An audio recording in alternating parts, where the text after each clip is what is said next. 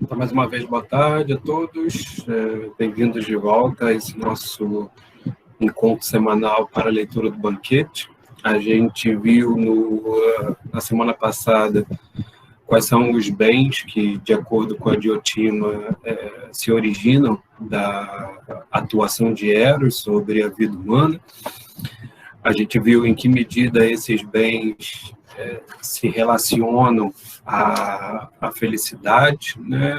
O Eros como o desejo pela beleza pode ser traduzido como o desejo pelas coisas boas, porque para o grego era, de certa forma, coalescente, né? Aglutinados aí as noções de beleza e de bondade. Então, o que era belo era bom, o que era bom era belo. Então, de algum modo, a Diotima mostra para o Sócrates que é possível pensar o Eros também como o desejo pelas coisas boas. E aí, desejo pelas coisas boas, ou a maneira como nós podemos entender as ações que se movimentam em direção à obtenção de coisas boas, é exatamente aquilo que a Diotima vai mostrar ser a configuração do que chamamos de felicidade, né? Em grego, eudaimonia, e a eudaimonia é, em última análise, o desejo de possuir as coisas boas, né? Estar na presença. A gente viu em que medida esse possuir é um estar na presença das coisas boas, né? É ter, de certa forma, uma relação permanente com essas coisas boas. Então, a felicidade como sendo o fim último da existência humana corrobora que o Eros, de fato, traga os maiores bens, porque é a partir de Eros que nós desejamos os bens, né? Então, falar das benesses, dos benefícios que o Eros pode causar à vida humana, é de fato falar sobre aquilo mesmo que ele é a motivação principal, né?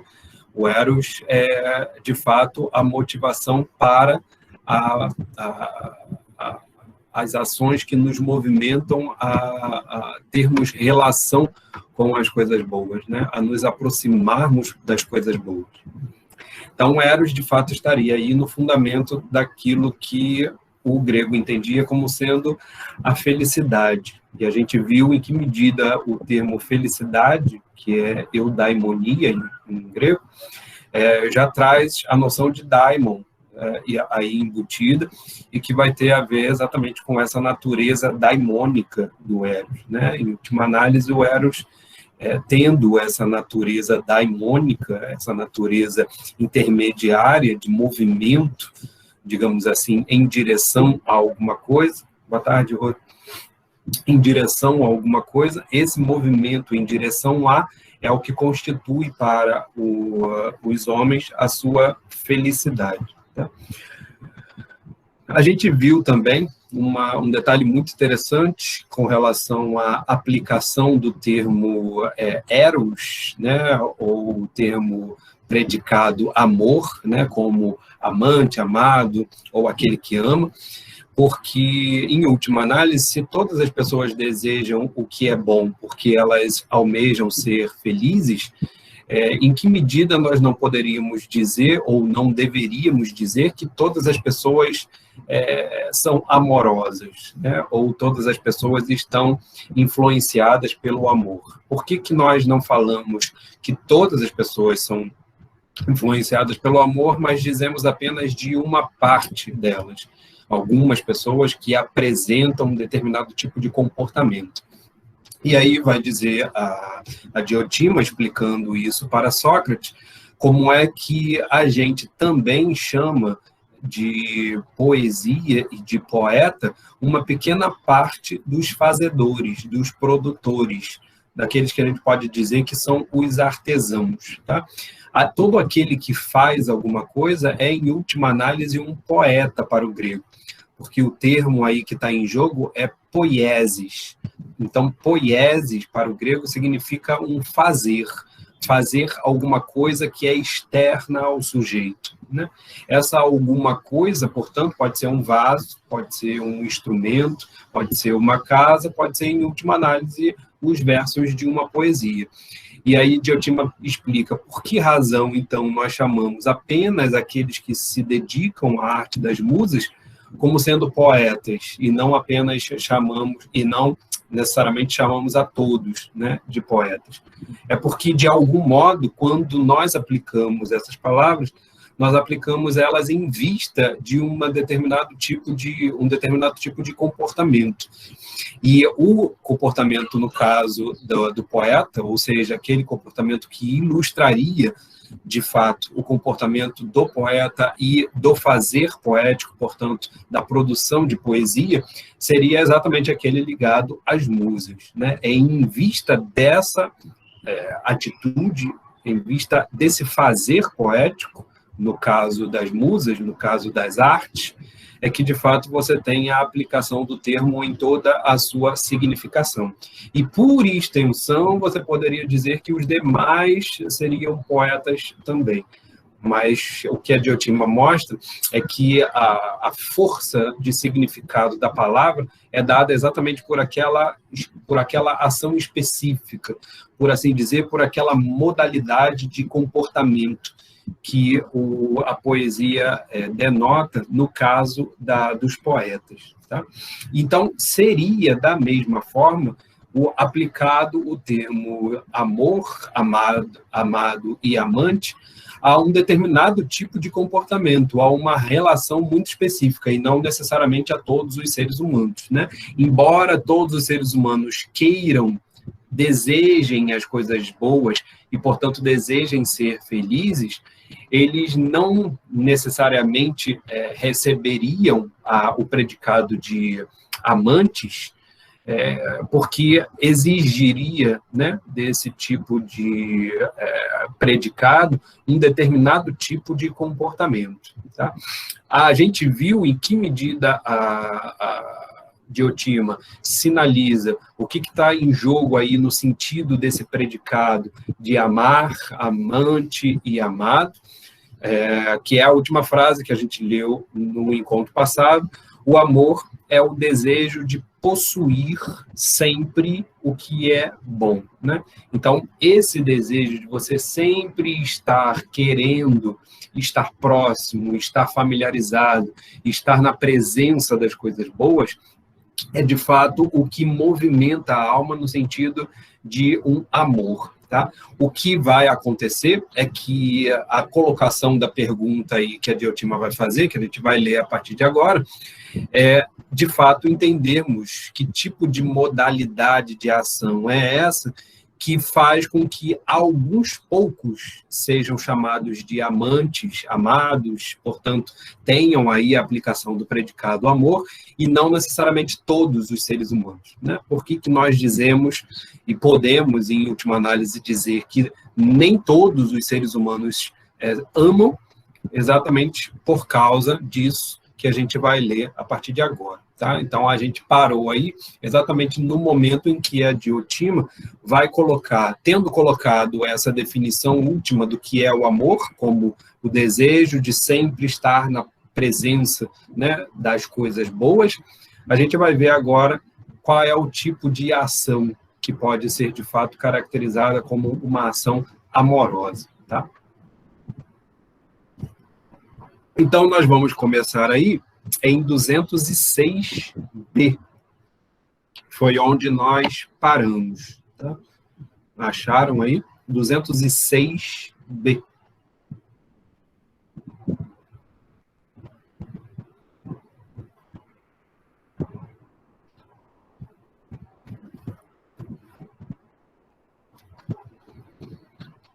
Vamos?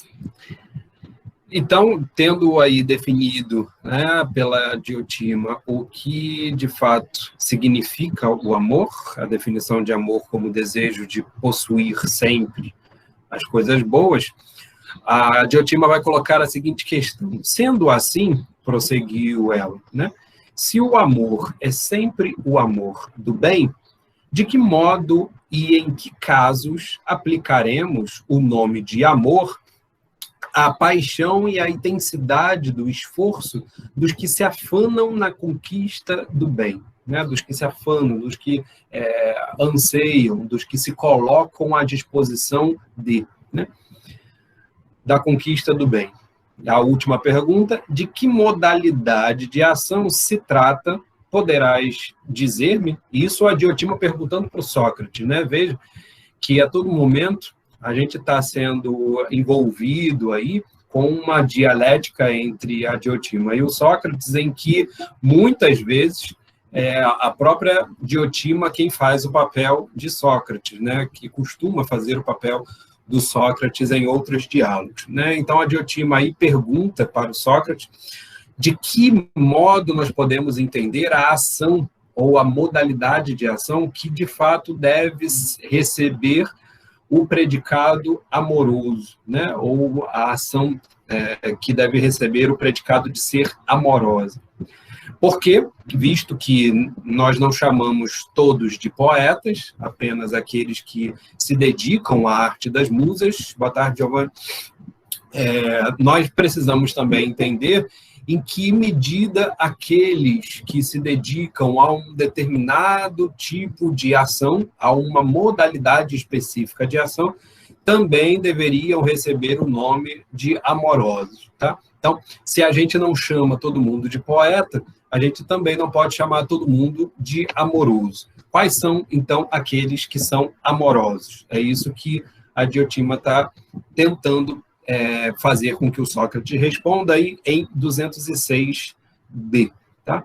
E aí o Sócrates, de fato, diz que não conseguiria responder a essa pergunta, né? Diz ele: se eu pudesse, Diotima, não admiraria o teu grande saber, nem te houvera procurado para instruir-me precisamente a respeito desses assuntos.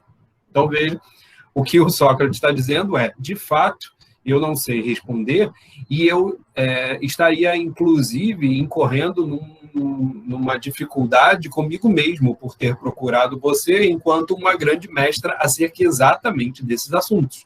Em outras palavras, eu estou aqui não como mestre para te dar respostas, e sim como um aluno para poder recebê-las, né? Então, a colocação aqui que o Sócrates faz é para a Diotima responder, como se ela estivesse de posse, de fato, deste saber, tá? E isso é interessante porque muitas vezes nos diálogos o Sócrates é convidado a fazer isso, né? Os interlocutores questionam o Sócrates dizendo: você sempre pergunta para a gente, sempre questiona a gente o que de fato as coisas são, e você nunca dá uma resposta, né? Você nunca apresenta uma colocação a partir de você mesmo, daquilo que você pensa, daquilo que você acha, né? Então, nesse ponto aqui, é como se o Sócrates fizesse a mesma coisa com a Diotima. Só que, diferente do Sócrates, porque o Sócrates nos diálogos, geralmente ele não responde mesmo, ele não coloca uma opinião que é especificamente sua, né, em relação a um determinado assunto, ele sempre prioriza a busca por uma determinada resposta, por uma determinada solução, feita em diálogo, feita em uma interlocução entre o Sócrates e os seus interlocutores.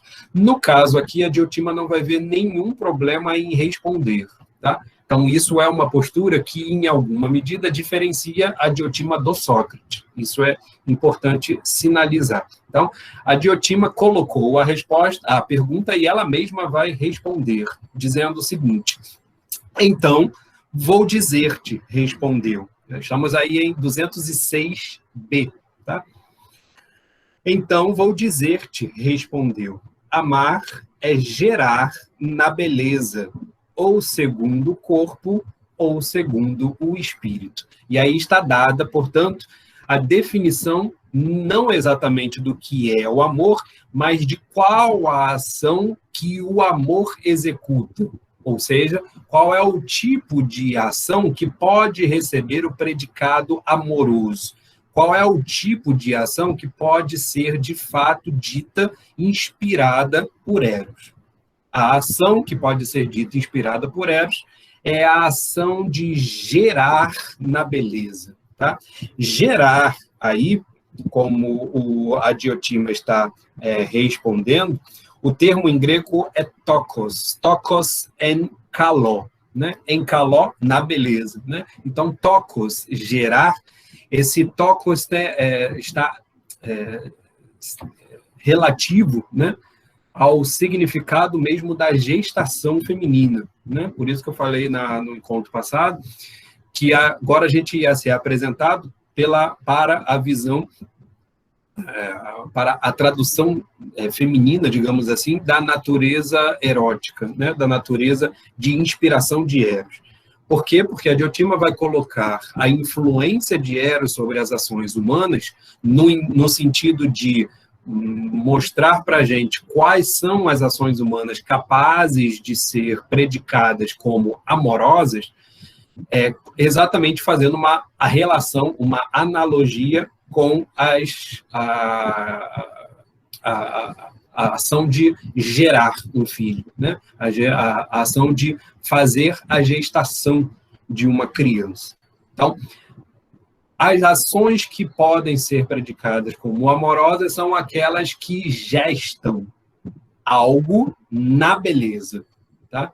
Elas gestam alguma coisa, elas fazem a gestação de alguma coisa na beleza, tá legal? Na beleza aí, tendo em vista, talvez, exatamente o local onde essa coisa se realiza, ou essa coisa vai ser gestada, tá legal? E isso tanto no corpo quanto no espírito, né? Espírito aí é a tradução para psique, então é a tradução para alma. Então, tanto no corpo quanto na alma.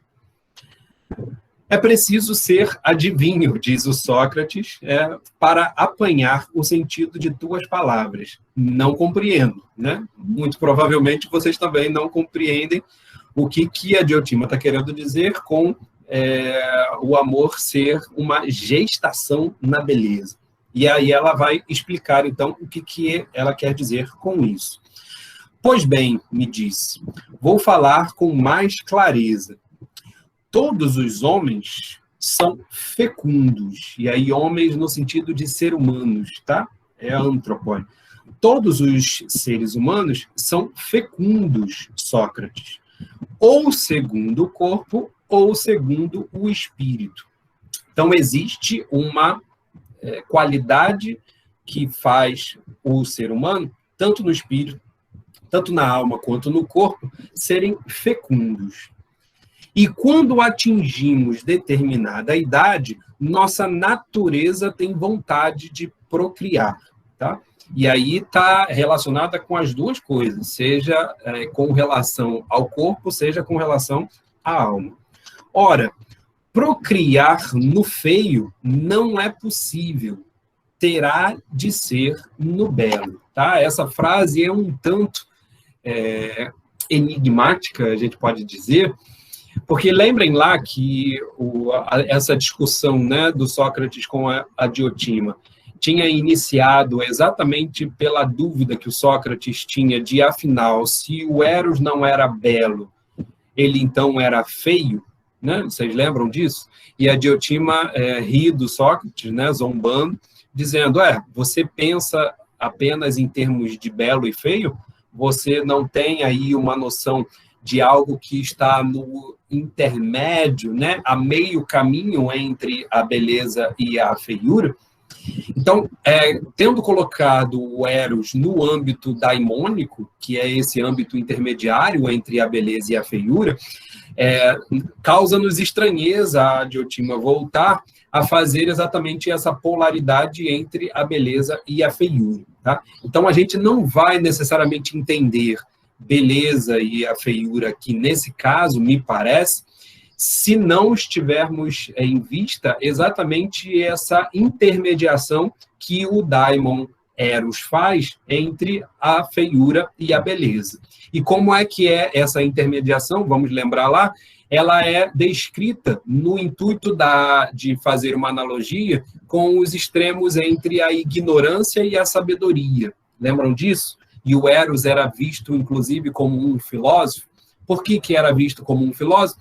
Porque ele não é ignorante, ou seja, ele não acha que sabe, mas ele também não sabe. Então, ele tem consciência da sua ignorância e busca saber. Portanto, ele está em movimento.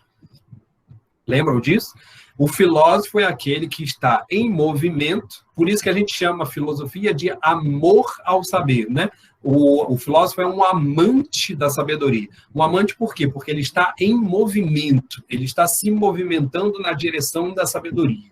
Então, ele está fugindo da ignorância, ele está, portanto, rejeitando a ignorância para se dirigir à sabedoria. Me parece que o que a Diotima faz aqui é exatamente isso, ao dizer que é impossível você procriar se você está no feio. Percebem isso? Quando ela diz, ora, procriar no feio, ou seja, se você está no feio, portanto, se você está na ignorância, não é possível procriar. Percebem isso? Então, se não é possível procriar na ignorância e, portanto, no feio, você só pode procriar em direção ao belo. Então, tem que ser no belo que a gestação disso, né, que ela vai explicar depois, acontece. Tá legal? Perceberam isso aí? Ora, procriar no feio não é possível, terá de ser no belo, tá? A união do homem e da mulher é geração. Então, veja o que ela está chamando aí como gestação. O que ela está dizendo que é, de fato, a gestação? É a relação que acontece entre o homem e a mulher. E essa união, né, que se dá entre o homem e a mulher para a procriação é obra divina, diz ela, participando, assim, da imortalidade o ser mortal, por meio da concepção e da geração. Então, para a Diotima, o que ocorre na união entre o homem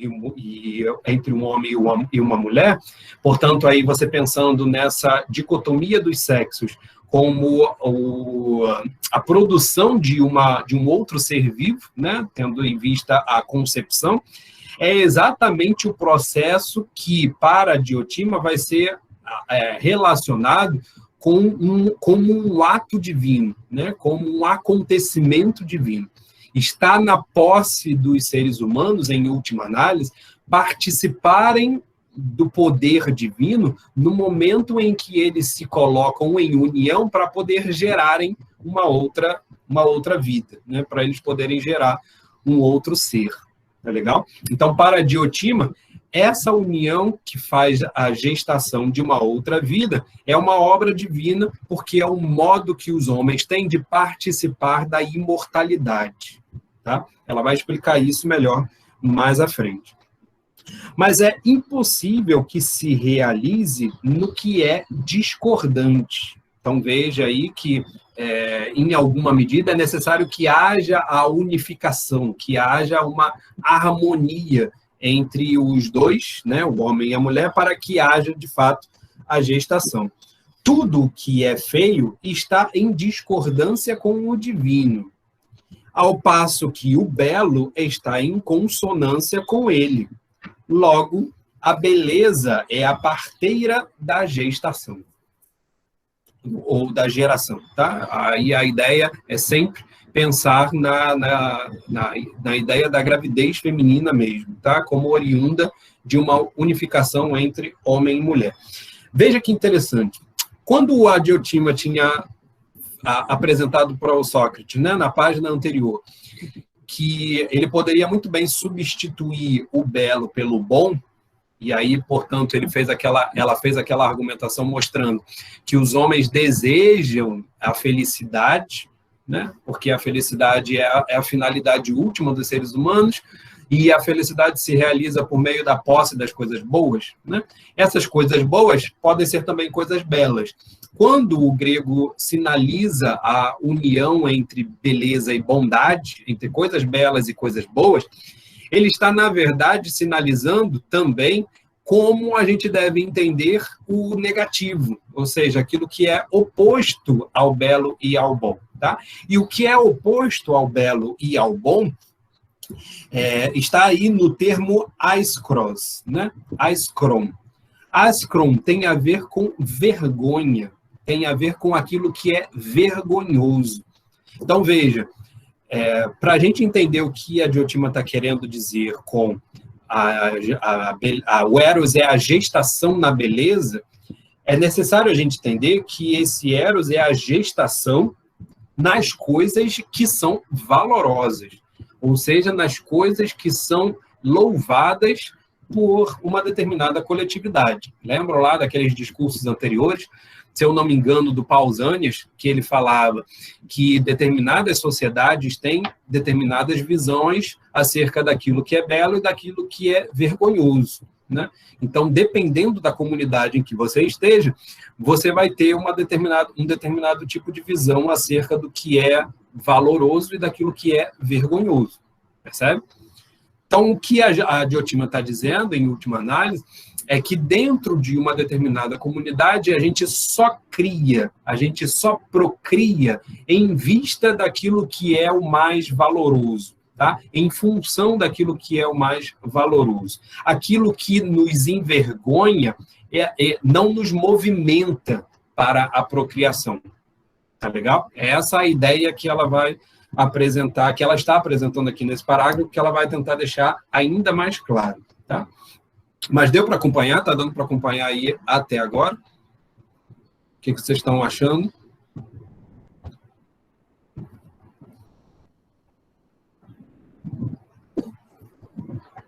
Tranquilo?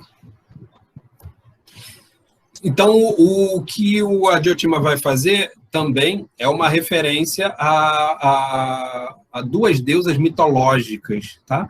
Para poder mostrar a carga divinal, digamos assim, dessa beleza que promove a procriação. Ela diz, logo, a beleza é a parteira da geração, então a parteira é aquela responsável por dar à luz, né? Ela não é necessariamente a que está grávida, vejam isso, a beleza é a parteira da geração, né? Ou seja, alguém está gerando e a beleza é aquela que favorece a gestação. Tá legal? Então, ela é a parteira, ela não é aquela que está grávida. Quem é que está grávido? É aquele que está imbuído de Eros, percebe? É aquele que está influenciado por Eros, é aquele que está realizando a função de amante, né? Favorece o nascimento, sim.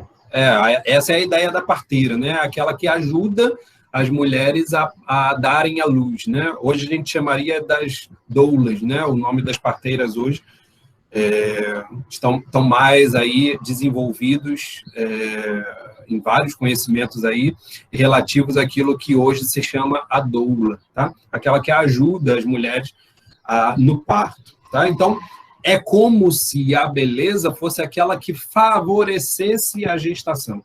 Aquela que favorecesse não só a gestação, mas também a geração, portanto, o nascimento. Tá? E aí ela completa dizendo, parca aí é moira em grego, né? Seria melhor dizer, é moira e lítia a um só tempo. Quem eram moira e a lítia? Tá? A moira eram três divindades responsáveis por tecerem os fios do destino de homens e de deuses. Tá? Nem os deuses podiam prevalecer sobre os desígnios das moiras. Tá? Mas moira, no singular, é uma forma de referir-se simplesmente ao destino. Né? A moira, esse termo grego, significa basicamente aquele pedacinho de terra que necessariamente está na sua posse, né? Naquilo que te cabe, digamos assim, em termos de destino, né? É como se fosse uma parte na existência que cada um dos seres humanos e cada um dos deuses possui, né? Então, por exemplo, quando a gente pensa em Poseidon, que é o deus dos mares, ele ser o responsável pelos mares, né, é de fato um destino, né? O Poseidon está destinado a ser o responsável por essa parte que lhe cabe, ou seja, a parte de cuidar dos oceanos, né? Cuidar das marés. Então, cada ser, seja ele divino ou humano, ele possui um destino, ele possui uma parte que lhe cabe, né? É muito interessante fazer uma analogia das moiras com a cova do poema Morte e Vida Severina, do João Cabral de Melo Neto, né? Vocês devem conhecer, inclusive naquela parte que foi musicada pelo Chico Buarque, né? Essa cova em que estás com palmos medida, é a terra que em vida querias ver dividida, né? Mas é a parte que te cabe nesse latifúndio, porque acaba sendo a cova, o único lugar que se tem, né? Em última análise, ele não conseguiu ter a terra que ele queria durante a vida, e só pôde ter uma terra destinada para ele na morte, né? Que foi a cova em que foi enterrado. Então, é bem interessante ver, fazer uma relação entre a moira e a cova, porque, em última análise, a moira tem essa noção mesmo, né, de ser uma parte, de ser um quadrado, né, em última análise, em que a gente não pode escapar, do qual a gente não pode escapar em vida, né? Ou seja, é o destino em relação ao qual a morte vai nos receber, né? A gente vai ser recebido na morte já por esse destino traçado pelas moiras, tá legal? Então, moira tem a ver com o destino e, portanto, ela rege o nascimento dos seres, no momento em que ela define aquilo que vai ser o destino desses seres, e a Ilítia era uma deusa, né, filha de Hero e Zeus, e que era uma espécie de patrona dos nascimentos, tá? Uma espécie de padroeira dos bons nascimentos, tá? Uma espécie de padroeira mesmo das parteiras. Então, a beleza, em última análise, vai dizer a Diotima, ela é moira e Ilítia ao mesmo tempo, ou seja, ela não apenas parece favorecer o nascimento, mas ela também traça o destino desse que está nascendo. Ela traça o destino dessa gestação. Ela traça o destino dessa geração. Tá legal? Por esse motivo, continua ela, sempre que o poder fecundante se aproxima do que é belo, fica jovial, expansivo no seu regozijo e concebe e procria. Porém, quando se trata de algo feio, retrai-se aflito e triste, recolhe-se em si mesmo e afasta-se sem gerar, levando consigo o fardo incômodo da semente. Né? Veja que interessante essa análise. Se vocês pensarem aí no período de puberdade, né, de qualquer jovem, veja que o interesse do jovem é dar vazão a essa semente, né, esse fardo incômodo da semente que a Diotima está sinalizando. E, para isso, ele procura aquilo que é o mais belo.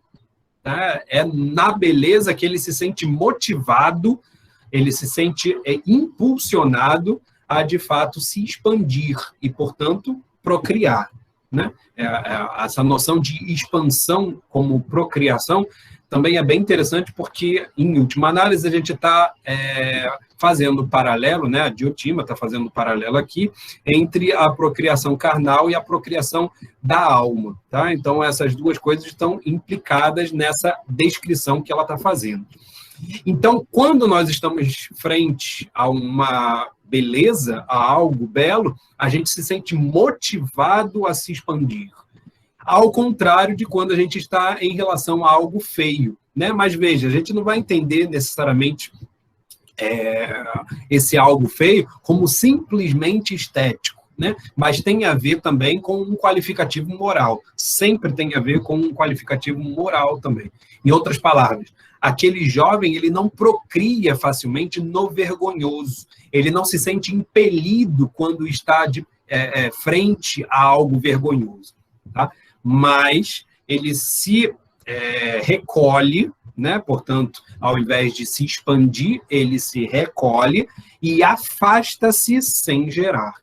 Então, parece que existe um movimento natural, tanto do corpo quanto da alma, em se aproximar e se expandir com relação a uma coisa que é bela e se retrair, se afastar daquelas coisas que são vergonhosas. Tá? Isso poderia ser descrito, muito provavelmente, como aquele movimento que existe natural no corpo humano de atração pelo prazer e repulsa pela dor. Tá? Poderia ser aproximado desse elemento instintivo, digamos assim, que a gente tem, né? De sempre procurar o prazer e sempre se afastar da dor. Também seria uma possibilidade para entender esse movimento que a Diotima está nos apresentando. E aí ela termina, é o que explica o alvoroço inefável do ser fecundo e transbordante da seiva diante da beleza, pois esta o alivia do grande sofrimento da geração.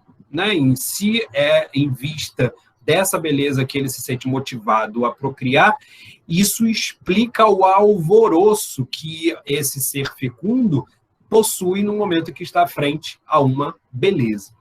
Fala aí, Sérgio. Você levantou a mão? Sim.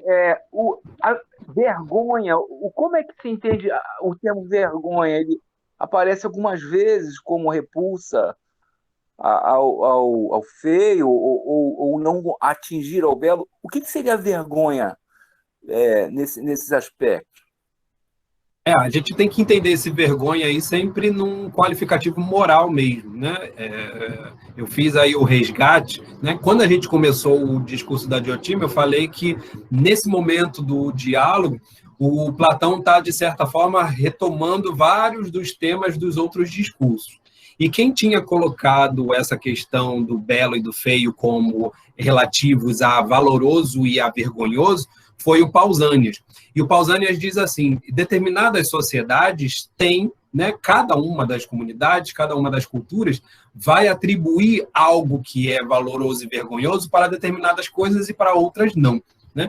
Então, para a gente ter uma ideia sobre aquilo que é de fato vergonhoso para um determinado tipo de pessoa, a gente precisa tentar entender também que tipo de valores aquela sociedade tem para poder assumir algo como vergonhoso ou não. Tá?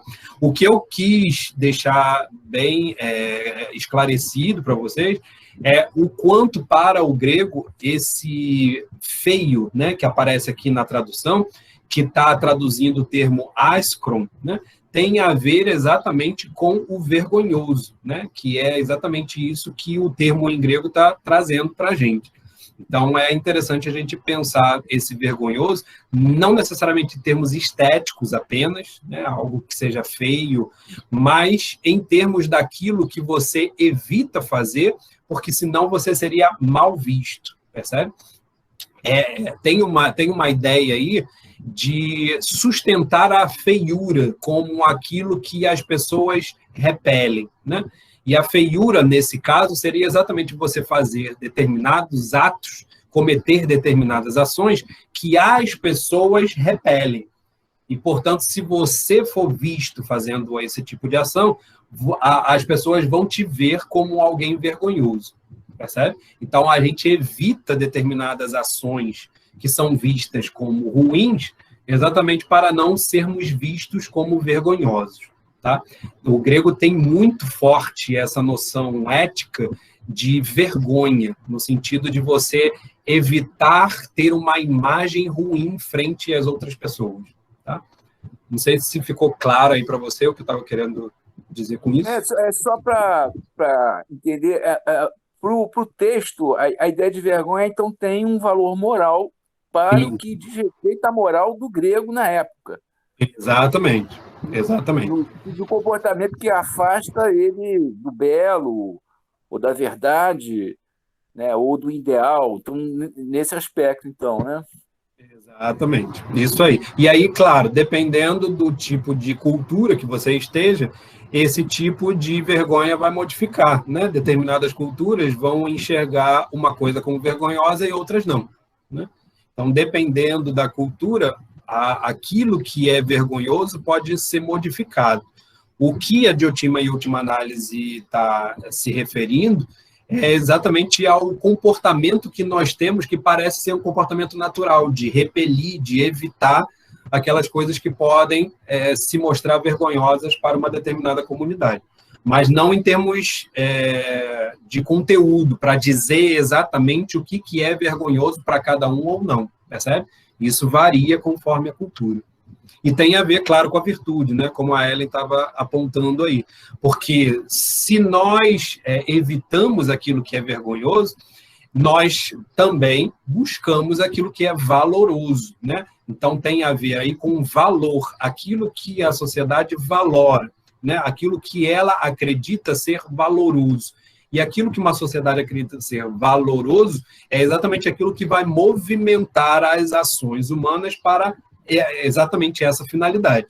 Então, você se dirigir realizando determinadas ações em vista a coisas valorosas é o que faz de você alguém virtuoso. Tranquilo?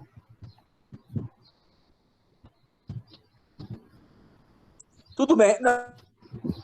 A questão do o que era vergonhoso para o grego na época do Platão? O que era sim, essa noção do grego tá aí embutida no termo que a Diotima está usando. De fato, está presente mesmo. Tá?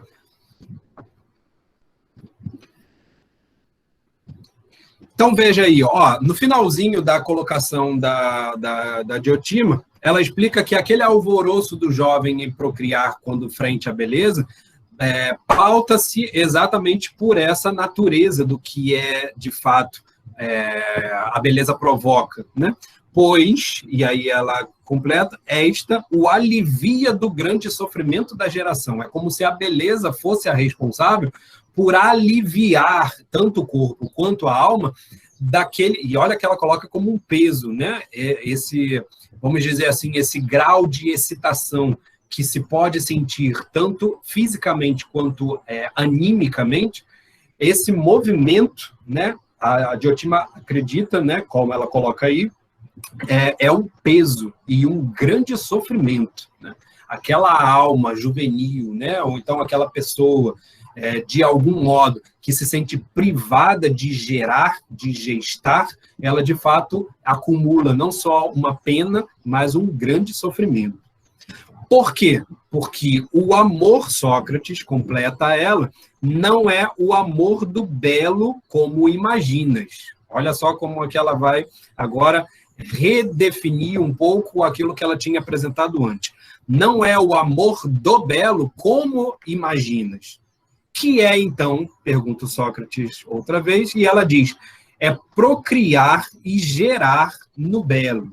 E aí, no grego, ela diz, né, teis gênesis, né, a gênesis, ou seja, esse mesmo gerar, e o totoko, né, o tutotoko, é aquela gestação do parto, né, aquilo que, de fato, acontece na mulher. Em tocaló, né, na beleza, né, nas coisas belas, no belo, em última análise.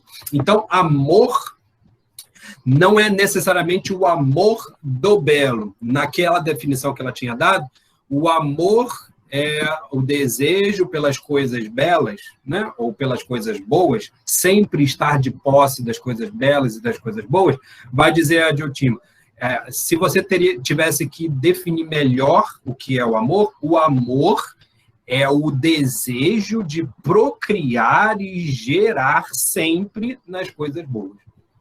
Tá legal? E aí, com isso, ela amplia e, de certa forma, especifica aquilo que ela estava querendo definir com relação ao Eros.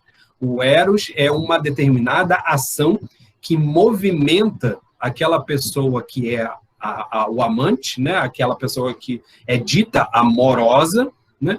Ela está em movimento para a procriação, ela está em movimento para a gestação. De fato, amplia bastante, né? Mas, ao mesmo tempo, especifica, né? Ela amplia aquela noção que ela tinha dado com relação ao Eros e à beleza, no sentido de relacionar Eros com a beleza. Agora a gente já sabe que tipo de relação existe entre o Eros e a beleza, mas ela especifica para poder dizer que nem todos aqueles seres humanos que desejam a felicidade, ao mesmo tempo, podem ser ditos amorosos. Por quê? Porque nem todas as pessoas estão gerando na beleza.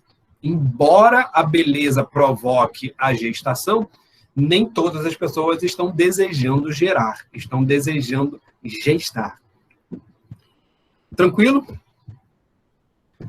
E aí o Sócrates, então, aí ele completa, né? Pois que seja, o Sócrates já está completamente tomado pelas afirmações da Diotima, tá? Ele dificilmente agora vai colocar algum questionamento mais profundo. Ele, de fato, agora está num papel de aluno, recebendo os ensinamentos da Diotima, e a Diotima continua despejando os ensinamentos dela sobre Sócrates, dizendo, é isso mesmo, continuou.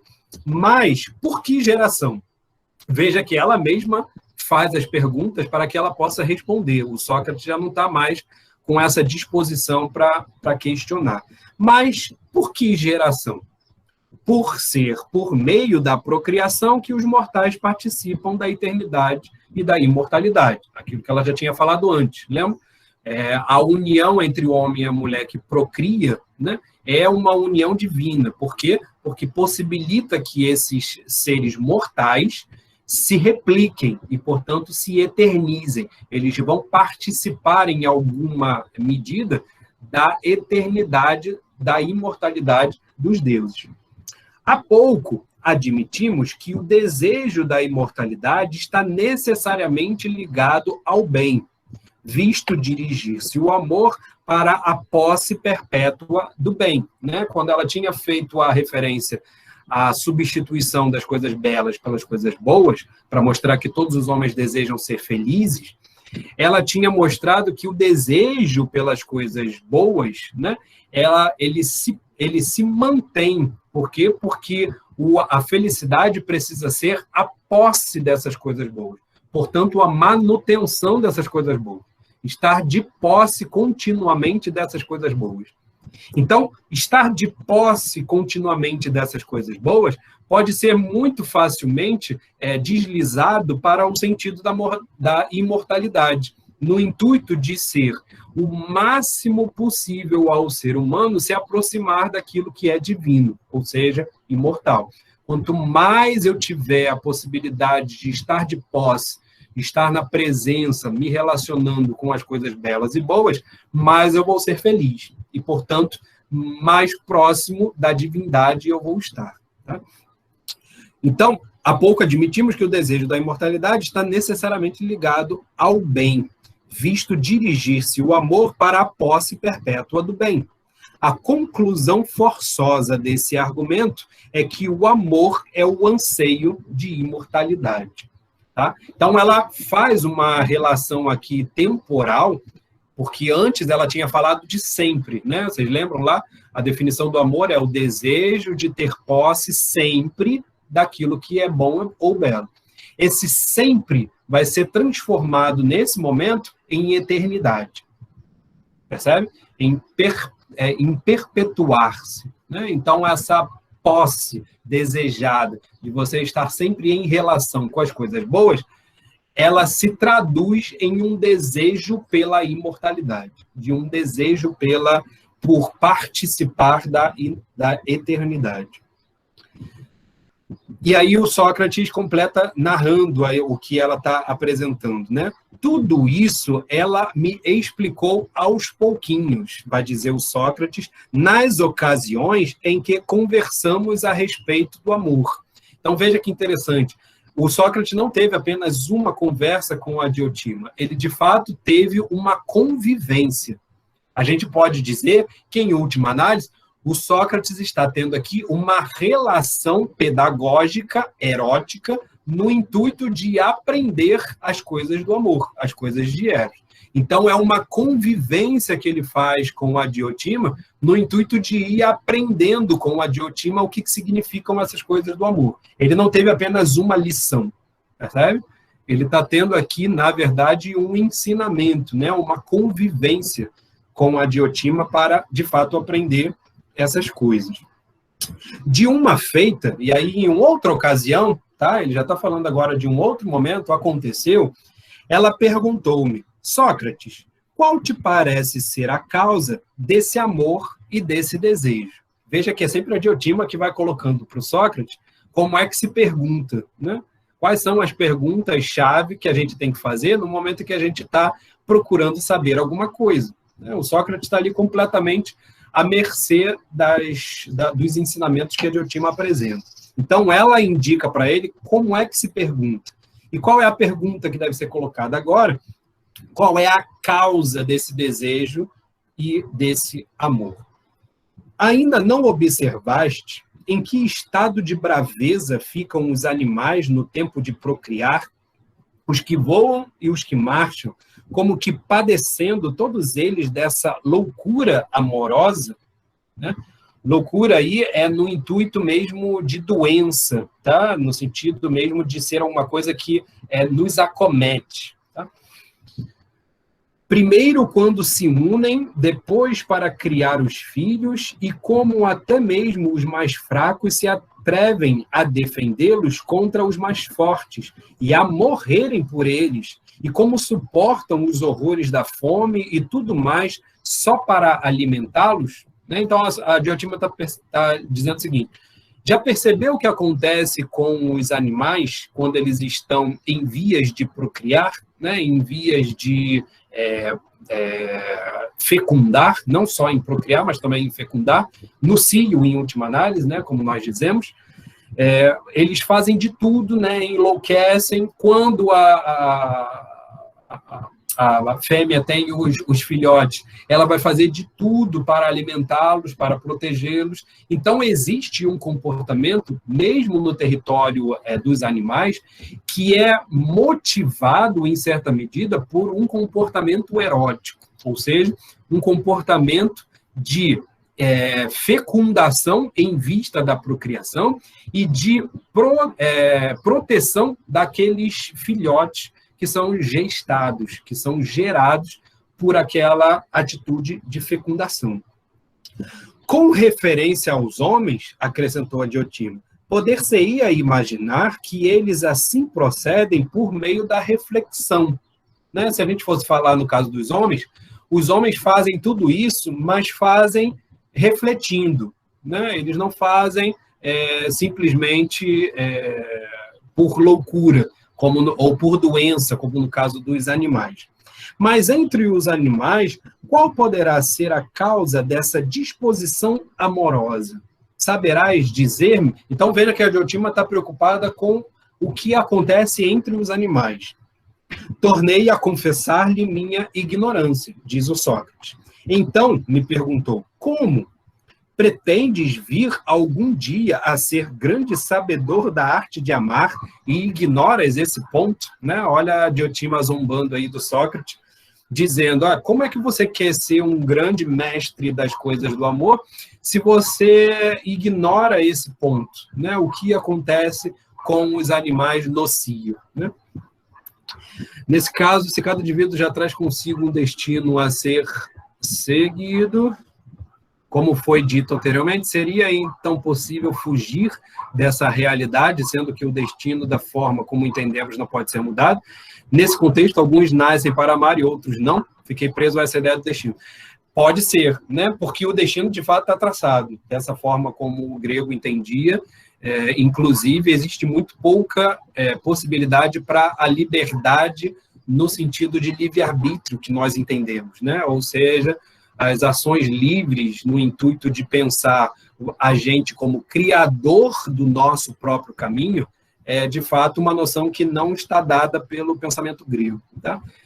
Muito posteriormente que vai ser produzido isso, principalmente por conta da filosofia, mas na poesia, até o surgimento da filosofia com Sócrates e com Platão, você não tem essa noção de destino, senão essa noção forte de que o seu destino está traçado, né? Aquilo que se diz maktub, né? Está escrito. Então, em certa medida, pela noção de destino, todos aqueles seres humanos que vão ser amorosos ou não amorosos já são condenados a isso, né? É como se aquele que não vai ser de nenhum modo amoroso estivesse condenado a isso. E é interessante porque a mitologia, em certa medida, lembram que eu falei do daimon e disse que cada um tem o seu daimon específico, né? Cada um nasce com um daimon. Esse daimon tem a responsabilidade não de fazer com que você seja feliz, mas de fazer com que o seu destino se cumpra. Percebe?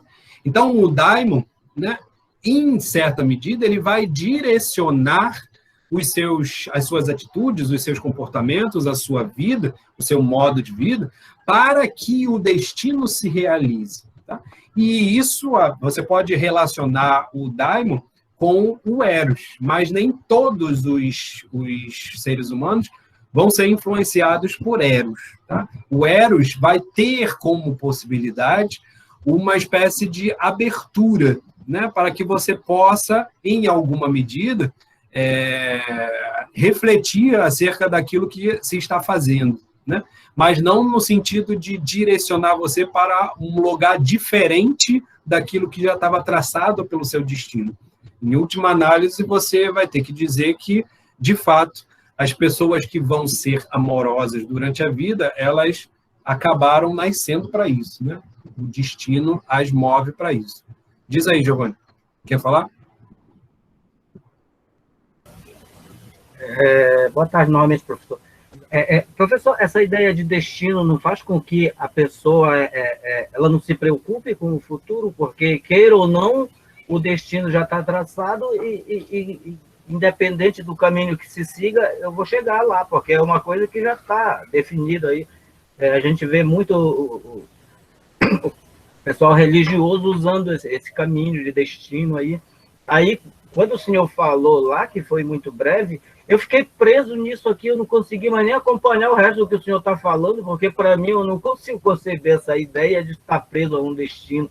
Senão, eu nem estaria ouvindo essa palestra sua aqui, isso tudo, porque eu quero mudar a minha história.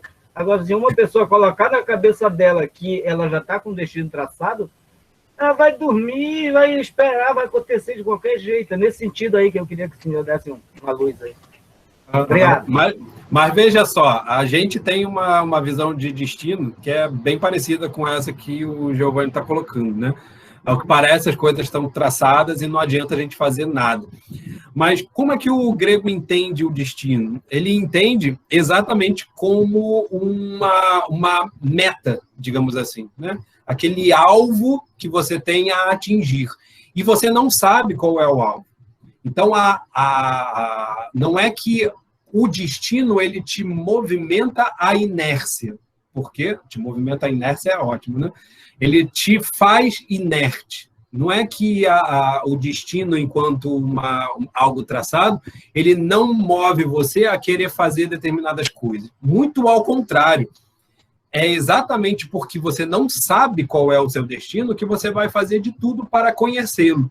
E é por isso que existe a adivinhação no território da religião grega, é por isso que existem as profecias, é por isso que existe essa participação do daimon nas atitudes que os seres humanos vão tomando, porque é nas atitudes que o ser humano vai percebendo qual é de fato o destino que lhe cabe. Veja, é como se você estivesse lá no fim, né? Ou pelo menos, melhor dizendo, é como se você já tivesse um fim. Só que esse fim não é conhecido, você só vai conhecendo a partir dos passos que você vai tomando. Então, é como se a ideia do destino para o grego gerasse nele o interesse por ter cada vez mais consciência de qual é o passo a passo que ele está tomando para direcioná-lo a um destino. Não em vista de modificá-lo, mas em vista exatamente de assumi-lo. Percebe? É muito próximo daquilo que o Nietzsche vai tentar retomar, fazendo exatamente a crítica ao cristianismo. Quando Nietzsche critica o cristianismo e diz assim, nós não devemos recusar essa vida, nós devemos aceitá-la, é porque é para aceitá-la exatamente naquilo que ela nos destinou a ser, percebe? Por isso que a biografia do Nietzsche é chamada Torna-te aquilo que tu és. Por quê? Porque é esse movimento em direção ao destino, esse movimento ele é pautado exatamente pelas nossas ações. É em vista das nossas ações que nós vamos conhecendo aos poucos qual é o destino que está traçado para nós. Percebe? Então, não é uma ideia de destino que faz a gente se aquietar, porque é muito próximo, né, daquela ideia do protestantismo, se eu não me engano, de Calvino, de uma ideia de predestinação, né? Alguns estão predestinados a serem salvos e outros não. Veja, essa é uma noção que tem a ver com salvação. O grego não tem essa necessidade de pensar a salvação. Todo mundo vai para o Hades, né? Alguns vão passar pelo Hades direto para a bem-aventurança, outros não. Mas veja, não está importando aqui necessariamente qual é o destino na vida após a morte. Mas o que está importando aqui é necessariamente o destino na vida. A moira é o destino na vida. O Platão tem um mito, que é o mito de né, que está lá no finalzinho da República, que ele mostra para a gente como é que as almas, antes de nascerem, elas escolheram qual é o seu destino. Então, antes de nascer, a tua alma já sabe para onde você vai. Só que quando ela vem para a vida, ela esquece esse caminho, né?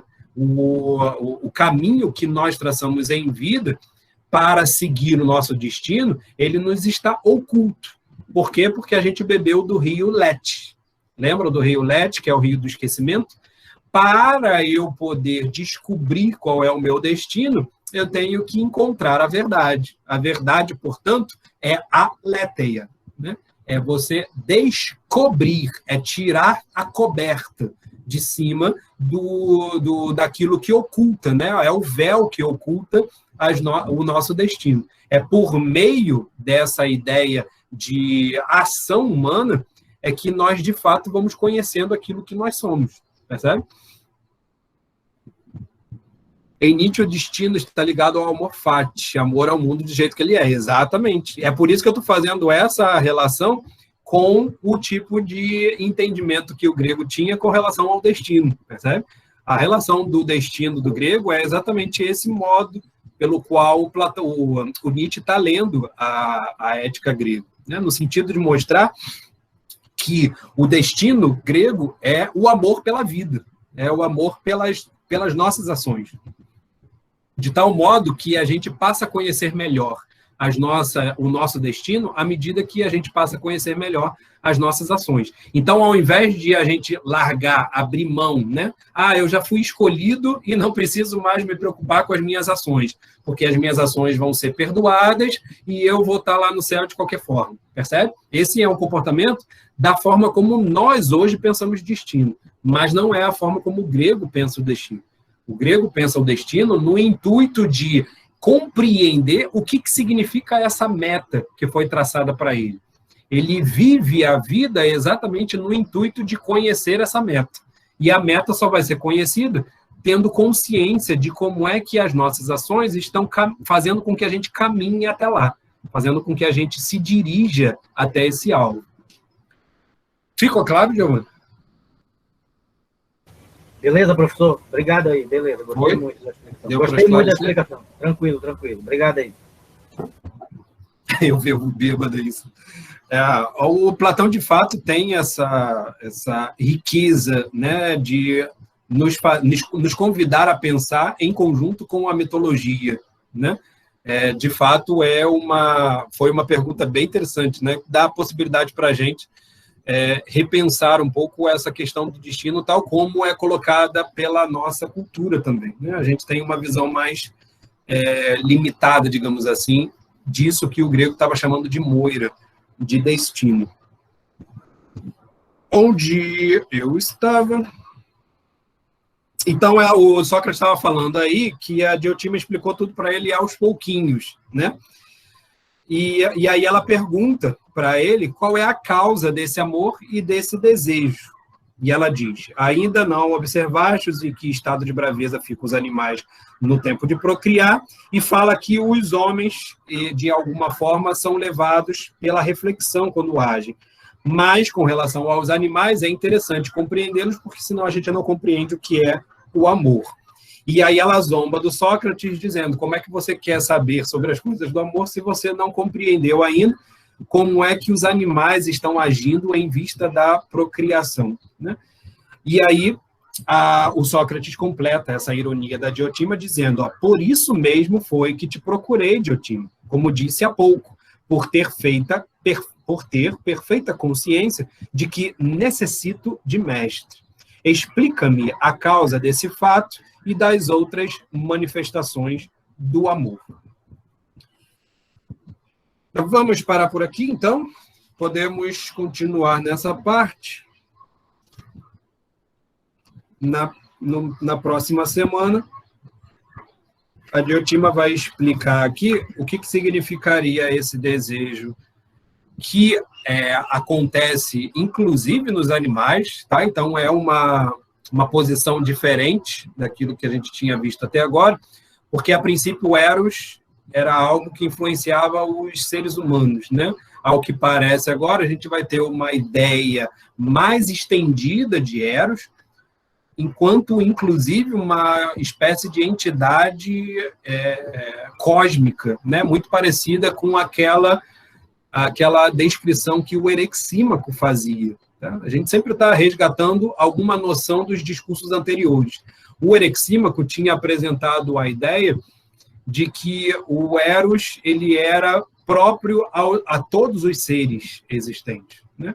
Então, de fato, o que a Diotima parece estar sinalizando aqui é uma espécie de consideração do Eros enquanto a possibilidade de uma atração existente em relação aos outros seres. Tá? Aqui, no caso, ela está estendendo para os animais. A gente vai ver como é que ela vai pensar essa situação também em relação aos seres humanos. Certo? Ficamos por aqui, então. Alguém mais tem alguma dúvida interessante, como a do Sérgio e a do Giovanni? Sim. Professor, então, a questão do destino lá dos gregos, o predestino, né, como o colega aí mencionou, no caso deles, eles iriam à busca, né, para tentar conhecer aquele destino que foi previamente traçado, vamos dizer assim. Sim. É uma coisa que não é dada para nós conhecermos em última análise, tá? A gente não tem condições de saber qual é o nosso destino. A gente pede, né, ao Daimon que nos oriente da melhor forma para cumprir o nosso destino. Mas veja, a gente espera que esse Daimon se transforme em eudaimonia, ou seja, a felicidade para nós, né? Porque a gente imagina que felicidade, como a Diotima estava falando, é a posse permanente das coisas boas, né? Posse no sentido de estar de posse, né? Estar na presença, estar em relação sempre com as coisas boas e belas. Isso só é possível para a gente conhecer minimamente a partir das nossas ações. Os nossos atos, eles vão sendo os passos que vão esclarecendo para nós qual é o caminho que nós estamos trilhando, percebe? É por meio dos nossos passos que nós vamos conhecendo o caminho, né? Já viram aquela frase, né, própria daquelas frases de autoajuda, né, de fazer a gente pensar e refletir sobre a vida, de que a felicidade não é a chegada, mas é o caminho, né? Ou o prazer não é a chegada, mas o caminho, o sentido não é a chegada, mas o caminho, né? Já viram várias modalidades dessa frase? A ideia dessa frase é uma ideia que está latente aí na noção de destino do grego, né? Por quê? Porque o final não importa para a gente, porque, na verdade, ele não é passível de ser conhecido. A gente pode ter alguns vislumbres do que significa o nosso destino, mas a gente nunca sabe qual é o nosso destino, né? O Sófocles, que era um poeta trágico, né, que tem uma noção de destino bem interessante, ele mostrava que para você dizer que alguém é feliz, você só pode dizer isso quando a pessoa morre. Percebe? Porque não tem condições de você dizer, enquanto há vida, há esperança, né? Diz o ditado popular, mas enquanto há vida, há reviravolta. Então, é possível que você esteja com uma vida muito feliz aos 80 anos, e aí, de repente, aparece uma doença, Covid, te mata antes de você conseguir ter realizado um determinado negócio. Percebe? Você pode dizer que essa vida foi feliz, né, em última análise, você só pode dizer que essa vida foi feliz, né? A pessoa pode ter ali sofrido horrores durante ter ficado internada antes de morrer e tal, ter sofrido muito. E aí você pode dizer, poxa, aquela pessoa era tão feliz e aí, de repente, no fim da vida, ela passa por um sofrimento terrível, né? Será que, ou então mesmo uma pessoa idosa já, né, perto do fim da vida, que perde um filho, um neto, ou quase a família toda num acidente, né? De repente, você está lá na velhice muito bem, uma vida muito feliz, cheio de posses, aquelas coisas que geralmente a gente acha que traz felicidade, né? Muita riqueza, uma vida tranquila, confortável, com família, com pessoas que a gente ama, bababá, vida bem-sucedida, e aí, de repente, a pessoa perde todos os familiares que ela ama num acidente, né? Será que essa vida foi, de fato, feliz ao fim da vida? Né? Ela pode morrer, inclusive, de desgosto, por causa exatamente dessa perda. Então, o Sófocles vai dizer, não é possível você dizer que uma vida foi feliz enquanto ela não terminar. Porque enquanto houver vida, existe reviravoltas. E a gente não sabe o que o destino nos espera. Percebe? A gente não sabe qual é o próximo passo. Qual é a gente está no caminho, né? Eu estou dizendo que os passos ele vai nos mostrando mais ou menos qual é a rota em direção ao nosso destino. Mas pode ser que nesse caminho tenha um buraco e a gente não sabe, e a gente vai colocar o próximo pé na frente e a gente vai cair no buraco. Percebe? Por quê? Porque a gente não tem ciência lá na frente. É como se a gente estivesse caminhando numa estrada em que só há névoa, né? Em que você está de frente a uma névoa, a um nevoeiro, ou então a um túnel escuro, né? Que você não consegue enxergar as coisas, você não consegue enxergar muito bem as coisas, senão por meio de uma pequena lanterna que vai te mostrando ali onde é que você está pisando naquele momento. Então, são algumas imagens que podem ajudar a gente a pensar melhor um pouco essa noção de destino, tá? Por quê? Porque a gente está muito impregnado com essa ideia de predestinação. E destino, para o grego, não tem a ideia de predestinação, tá? Como essa ideia que o Giovanni estava descrevendo, no intuito de, às vezes, nos motivar até a determinadas ações que não nos cabem, né? Você poderia se sentir muito motivado a fazer coisas que você sequer, às vezes, gostaria de fazer ou não gostaria de fazer. Por quê? Porque aquilo ali é permitido dado o seu destino final, que é ser salvo ou não ser salvo. Pode ser que, por exemplo, o seu destino seja não ser salvo, né? Se eu já estou no inferno mesmo, então deixa eu fazer as coisas aqui a meu bel prazer, e aí você acaba trazendo para a sua vida determinadas consequências que você não gostaria, né? Não porque você estivesse predestinado a isso, né? Mas exatamente porque aquelas tuas ações estão te levando para aquele caminho, né? Então, veja, o que está em jogo as nossas ações são o único meio que a gente tem para conhecer o nosso destino, a nossa felicidade, o nosso sentido de viver, percebe? A gente não tem outra escapatória, é por meio das ações que nós trilhamos o nosso caminho. Então, é por meio delas que o destino vai sendo escrito, né? E não é que a gente vai escrevendo o nosso destino, é que o destino está sendo traçado, e esse destino traçado, né, por meio das moiras, né, que já foi traçado por elas, passa a ser compreensível para nós, no momento em que a gente vai, a passo, trilhando por ele, caminhando por ele. Então, é muito mais uma visão que direciona a gente para o agora, para o presente, para o passo a passo, para as ações, e não necessariamente para a finalidade, percebe? O sentido da vida é o agora, é o que você faz com isso, é o que você faz para tornar-se o que você é. E você fazendo aquilo que te torna aquilo que você é, você está construindo aí a sua percepção acerca do que é o seu destino. Tranquilo? Ou não tão tranquilo? Né? A gente tem uma visão muito rígida, digamos assim, né, do destino, como alguma coisa que está traçado. O livro da vida está escrito, né, e você tem todas as suas ações ditas e premeditadas num livro, e você não tem livre-arbítrio porque você vai acabar fazendo aquilo que você estava destinado a fazer. Né?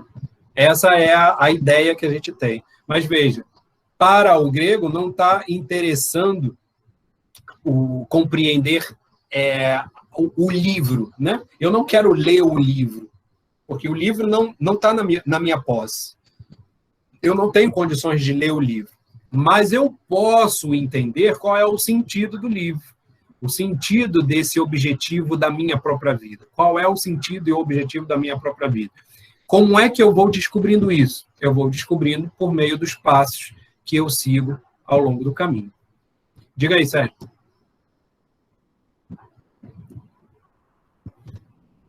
Queria falar? César, mas a ideia de... Está escutando? Isso, pode falar. Está escutando? Sim, sim. Então, a ideia de destino, como você falou em Aristófanes, você não pode dizer se é feliz ou não feliz porque você morre. Então, o desdobramento da vida não te permite dizer se chegou à felicidade. Mas, ao mesmo tempo, o que você está dizendo na visão grega é a partir das ações, então, a partir de momentos. Então, em determinados momentos, você se torna feliz. Depende das suas ações. Em determinados momentos, não. Então, nesse sentido, a ideia colocada, que você colocou em Aristófanes, de que você só avalia a felicidade quando morre, ela entra em pouco em contradição, pelo menos a meu ver, com a ideia de destino a partir das suas ações, quer dizer, como meio. Porque a partir de momentos em que você, segundo o pensamento grego, que eu estou tentando entender, em que você entra com as suas ações no imediato, em que você se torna o que isso só se dá em momentos da vida, é que a ideia de felicidade pode se tornar possível ou racional. Partindo da ideia do Aristófanes, como você colocou, ela não leva ao entendimento no sentido da felicidade enquanto ações. Sim. Porque aí são duas coisas. Vejam, o que o Sófocles que eu estava falando, né? O que o Sófocles está pensando é no sentido da felicidade e não no sentido do destino. Tá? O que eu estava trazendo agora com relação ao que o Giovanni estava perguntando tem a ver com o destino. Tá? Então, a felicidade para o Sófocles é dada quando você pensa a vida como um todo. Mas isso não tem a ver necessariamente com o destino para o Sófocles. Tá? A questão aqui do destino está numa outra discussão. O que tem a ver aí com o destino? Tem a ver com o sentido da tua vida, né? Tem a ver exatamente com aquilo que você nasceu para ser. E aí não importa se vai ser feliz ou não. Muito provavelmente, dentro dessa visão, qual é a ideia? Né? E aí eu sugeriria que a gente pensasse assim, que como você mesmo trouxe, né, que é bem interessante essa ideia. Se a gente vai conhecendo o nosso destino e nos tornando aquilo que nós somos, a partir das nossas ações, a partir dos momentos, portanto, é exatamente nos momentos que nós nos encontramos conosco é que nós somos felizes, percebe? E não necessariamente uma coisa assim do tipo, ter posses, ser bem-sucedido, ter X situação social. Não é necessariamente essa ideia de felicidade que está em jogo para uma visão de destino que vê o presente e as ações como mais importante. Então, nesse ponto, eu concordo contigo que, de fato, o tipo de visão ética, digamos assim, do nosso destino como aquele que vai sendo descoberto aos poucos por meio das nossas ações, ele de fato ratifica a ideia de que a felicidade é uma coisa momentânea e que ela é parte de uma descoberta que nós temos com relação àquilo que nós somos, aquilo que nós vamos descobrindo acerca de nós mesmos, percebe? Então, aí, de fato, você não precisaria dizer que só no fim da vida que você descobre que uma vida foi feliz ou não. É possível você ser feliz em vários momentos da sua vida, né? Mas aí, claro, a felicidade vai ser o resultado daquela descoberta que a gente vai fazer daquilo que nós somos, né? Se vocês tiveram essa experiência, né, de descobrirem, de fato, alguma coisa que realiza vocês, né? Fazer alguma coisa, pensar alguma coisa, estar numa relação com alguma coisa ou alguma pessoa, no momento em que você percebe que aquilo te realiza, né? Hoje em dia a gente tem essa noção, né? Nos realiza, você vai entender o que é a felicidade, né? A felicidade tem muito mais a ver com isso. Por isso que parece estar muito próxima dessa noção grega de eudaimonia, né? É o bom daimon, é no momento em que nós parece que as nossas ações se conjugaram com aquilo que o daimon tinha preparado para nós, né? Ou seja, nós, no momento que nós agimos, passamos a entender melhor aquilo mesmo que nós nascemos para ser, aquilo que nós estamos destinados a ser. E isso nos realiza, isso nos conforta, portanto, isso nos torna felizes, né? Em última análise, é uma ideia bem mais interessante de felicidade do que aquela apresentada pelo Sófocles. O Sófocles apresenta essa ideia tendo relação com o mito do Édipo, né? Vocês devem conhecer a peça do Édipo, e o Sófocles mostra exatamente essa ideia em relação ao Édipo, que tinha tudo, era o rei de uma cidade, altamente louvado, reconhecido, esposo, tinha vários filhos maravilhosos, né? E, de repente, perde tudo, né? Se encontra aí vítima de um destino terrível, e exatamente por ser vítima de um destino terrível, acaba se tornando infeliz, né? Mas infeliz por quê? A gente poderia contra-argumentar a essa noção do Sófocles. É porque, de fato, ele não era feliz, porque ele não se conhecia. Percebe? Ele só vai conhecer aquilo que era o seu destino, né? Ou seja, aquilo que ele era, a partir das suas próprias ações, né? De reconhecimento. Então, conforme a peça vai realizando-se, né? A tragédia do Édipo Rei, ele vai descobrindo aquilo que ele fez. Ele vai descobrindo que aquilo que ele fez constitui aquilo que ele é. Então, o segredo do Édipo é exatamente esse. É da felicidade que é o resultado da descoberta daquilo que nós somos.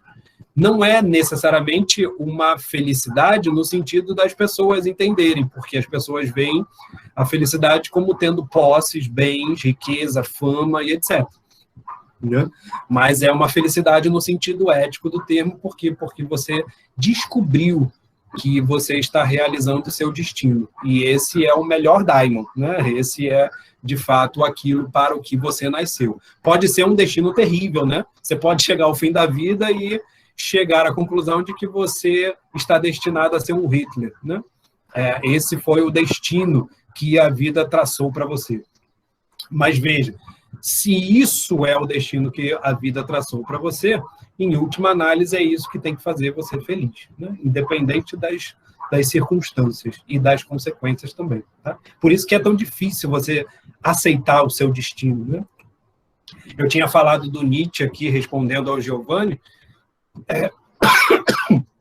desculpa, e a noção do amor fati. Inclusive, o Nietzsche aceita o próprio destino que lhe foi acometido da sua doença, né? A ponto dele dizer que a sua filosofia não seria possível, né, se ele não tivesse tido aquela doença. Então, em última análise, ele aceita o seu destino, aceita o destino como parte daquilo que ele é. De tal modo que ele passa a ser exatamente aquele destino. Ele passa a ser exatamente o fruto daquelas escolhas. É como se, em última análise, a gente precisasse assumir o nosso destino para que a gente possa, de fato, ser aquilo que nós somos. Beleza?